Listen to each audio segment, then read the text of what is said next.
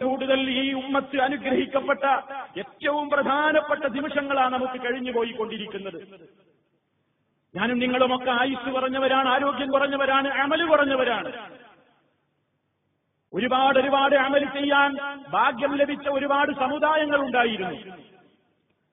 നൂഹ് നബി അലൈഹി സ്വലാത്തു വസ്സലാമിന്റെ കാലഘട്ടത്തിൽ സ്ഥിതി നമുക്കറിയാം. 950 കൊല്ലമാണ് മഹാനവറുകൾ ജീവിച്ചത്. ഒരു സമൂഹത്തിലേക്ക് അയക്കപ്പെടുന്ന പ്രവാചകന്റെ മാത്രം ആയുസ്സായിരിക്കില്ല അത്. ആ സമുദായത്തിന്റെയും ഒരു ശരാശരി അങ്ങനെ തന്നെ ആയിരിക്കണം.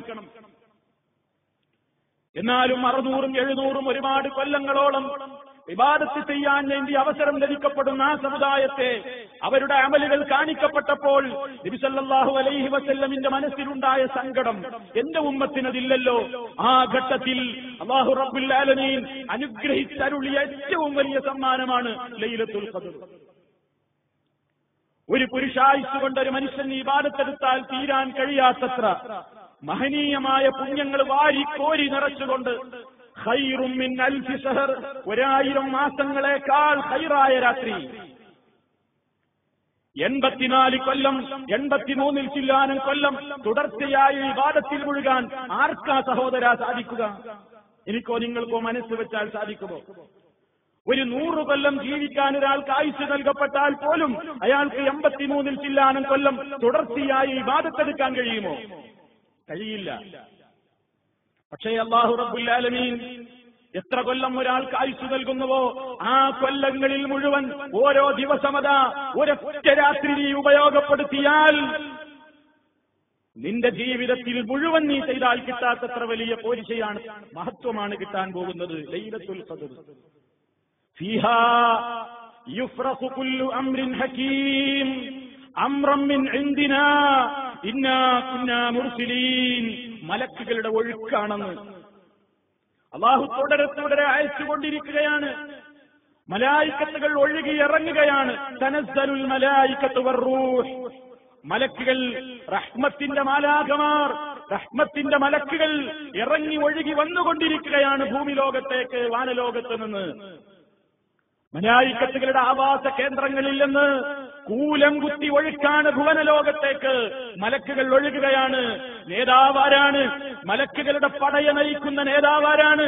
മഹാനായ ജിബ്രീൽ അലൈഹിസ്സലാം. ജിബ്രീൽ അലൈഹിസ്സലാമിനും മലായിക്കത്തുകൾക്കുമൊക്കെ കയറിപ്പറ്റാവുന്ന, സന്ദർശിക്കാവുന്ന പരുവത്തിലാണോ എന്റെയും നിങ്ങളുടെയും ഒക്കെ ഖൽബും വീടുകളുമൊക്കെ ഉള്ളത്?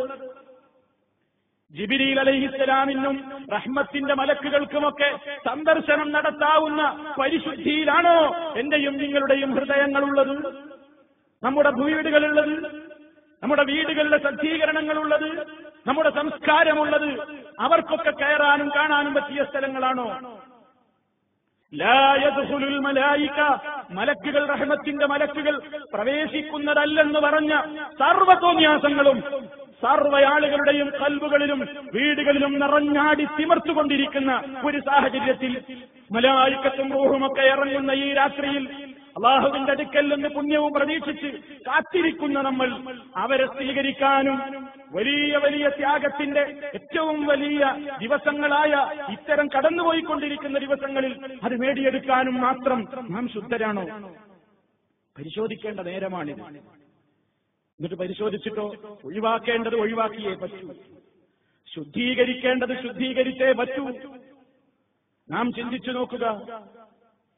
അല്ലാഹു റബ്ബുൽ ആലമീൻ കഠോരമായി വെറുത്തിട്ടുള്ള സംഗതികൾ നിറഞ്ഞാടുന്ന ഭവനങ്ങളാണ് നമ്മുടെ വീടുകൾ, അല്ലേ?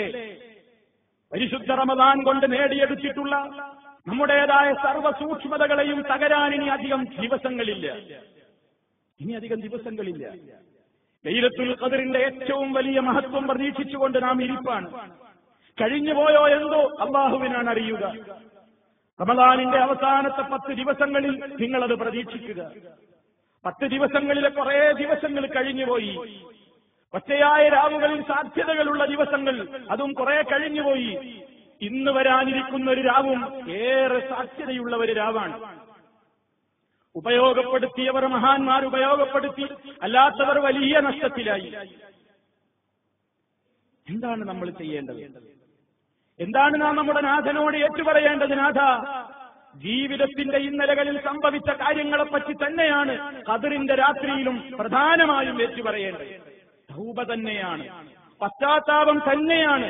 ലൈലത്തുൽ ഖദർ പ്രതീക്ഷിക്കുന്ന വേളയിലും നമ്മുടെ മനസ്സിന്റെ അടിത്തട്ടിൽ വരേണ്ടത് ഉച്ചബോധമാണ്. പൊറുക്കണേ അല്ലാ എന്ന പ്രാർത്ഥനയാണ്. അത്രത്തോളം പ്രാധാന്യമുള്ള ഏറ്റവും വലിയൊരു സംഗതി വേറെയില്ല.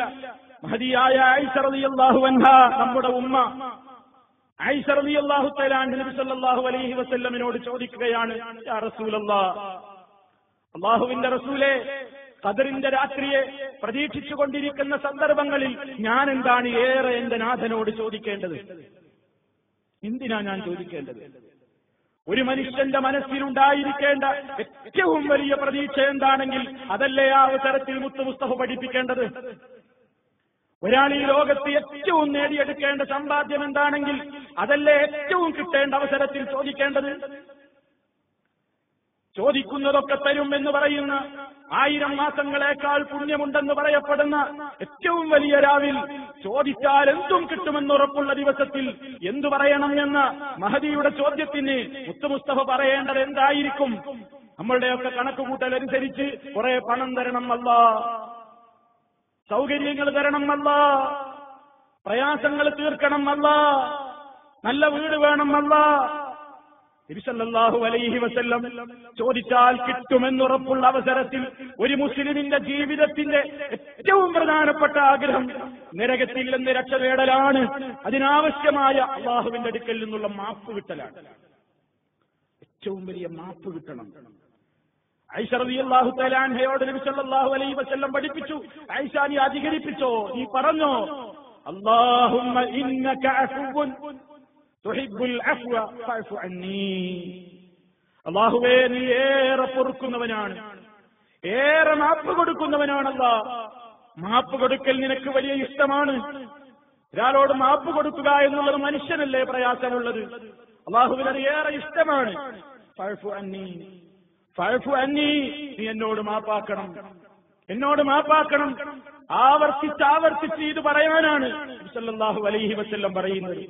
നരകമോചനത്തിന് ആവശ്യമായത് മഗ്ഫിറത്താണ്, അഫ്വ് കിട്ടലാണ്. അല്ലാഹുവിനോട് നിരന്തരമായി അതിന് ചോദിക്കേണ്ടതുണ്ട്. പക്ഷേ മനസ്സ് മുഴുവൻ, അതുപോലെ തന്നെ ശരീരം മുഴുവൻ ഹറാമിന്റേതായ രക്തം തിളച്ചുകൊണ്ടിരിക്കുന്ന മനുഷ്യന്റെ ശരീരത്തിൽ നിന്നുയരുന്ന പ്രാർത്ഥനകൾ, റമദാനായിട്ട് പോലും കണ്ണിനെ നിയന്ത്രിക്കാൻ പഠിച്ചിട്ടില്ലാത്ത ഹതഭാഗ്യന്മാർ, കാതുകളെ നിയന്ത്രിക്കാൻ പഠിച്ചിട്ടില്ലാത്ത ദൗർഭാഗ്യവാന്മാർ, നാക്ക് നിയന്ത്രിക്കാൻ അറിഞ്ഞുകൂടാത്ത ദൗർഭാഗ്യവാന്മാർ കാത്തിരിക്കുകയാണ് പെരുന്നാൾ ആഘോഷിക്കാൻ, കാത്തിരിക്കുകയാണ് പെരുന്നാൾ ആഘോഷിക്കാൻ. കഴിഞ്ഞോ നമുക്ക് ഈ മാസം? പരിശുദ്ധമായ ഈ മാസത്തിൽ അള്ളാഹുവിന്റെ അടുക്കൽ നിന്ന് പാപമോചനത്തിന് വേണ്ടി മനസ്സറിഞ്ഞുകൊണ്ട് നമ്മൾ അള്ളാഹിനോട് പറഞ്ഞുവോ, പറഞ്ഞുവോ? കൂട്ടക്കരച്ചിലിന്റെ നേരമല്ല, ആളുകളുടെ മുമ്പിലിരുന്ന് കരയേണ്ട സന്ദർഭമല്ല, ഒറ്റയ്ക്കിരുന്നു കൊണ്ട് എന്റെ ഖബർ ഓർത്തുകൊണ്ട് കരയേണ്ട നേരമാണിത്. എന്റെ ഖബർ ഞാൻ ഓർക്കണം, എന്റെ മഹ്ശർ ഞാൻ ഓർക്കണം. വകുല്ലുഹും ആതീഹി യൗമൽ ഖിയാമത്തി ഫർദാ. ഒറ്റക്കൊറ്റക്ക് കണക്ക് പറയാനുണ്ട്. അവിടെ പാർട്ടിക്കാരില്ല ഹെൽപ്പ് ചെയ്യാൻ, ഗ്രൂപ്പുകാരില്ല, നേതാക്കന്മാരില്ല, സംഘടനകളില്ല, ആരും നമ്മെ സഹായിക്കാനില്ല.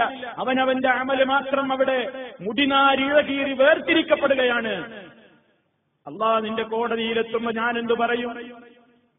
ഭാര്യയ്ക്ക് വേണ്ടി ഞാൻ ചെയ്തു പലതും, ഭർത്താവിന് വേണ്ടി ഞാൻ പലതും ചെയ്തു, ജ്യേഷ്ഠാനുജന്മാരെ തൃപ്തിപ്പെടുത്താൻ പലതും ചെയ്തു, നാട്ടുകാരെ തൃപ്തിപ്പെടുത്താൻ ചെയ്തു, പാർട്ടിക്കാരെ തൃപ്തിപ്പെടുത്താൻ ചെയ്തു, പലരെയും തൃപ്തിപ്പെടുത്താൻ ചെയ്തു.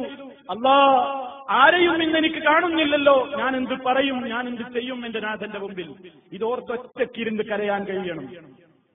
അതിനുള്ള രാവുകളായി ഇനിയും വരുന്നത്, അതിനുള്ള പകലുകളായി ഇനിയും വരുന്നത്. പക്ഷേ ചിന്ത മാറിപ്പോയി. പിശാചിന്റെ അനുയായികൾ ഇശൽ സന്ധ്യക്കുള്ള പ്രോഗ്രാമുകൾ സ്റ്റാർട്ട് ചെയ്തു തുടങ്ങി. മനസ്സിലാക്കണം, നമ്മെ നശിപ്പിക്കാൻ, നമ്മെ തകർക്കാൻ ഒരാൾക്കും നാം മരുന്ന് കൊടുക്കരുത്. അതുകൊണ്ട് ഖദറിന്റെ രാത്രിയെ പ്രതീക്ഷിച്ചുകൊണ്ടിരിക്കുന്ന വേളകളാണ് ഇനിയും നമ്മുടെ മുമ്പിൽ വരാനുള്ളതെങ്കിൽ ഒരു സമയവും നമ്മൾ നഷ്ടപ്പെടുത്തിക്കൂടെ സഹോദര. അല്ലാഹുവിനോട് മനസ്സറിഞ്ഞുകൊണ്ട് പറയേണ്ടുന്ന നേരമാണിത്. അത് തന്നെ ആവർത്തിച്ച് പറയേണ്ടതാണ്. ഇബാദത്തുകൾ സ്വീകരിക്കപ്പെടാതെ പോയാലുള്ള ഏറ്റവും വലിയ ഒരു ദുരന്തം അത് മനസ്സറിഞ്ഞ് നമ്മൾ അല്ലാഹുവിനോട് പ്രാർത്ഥിച്ചു.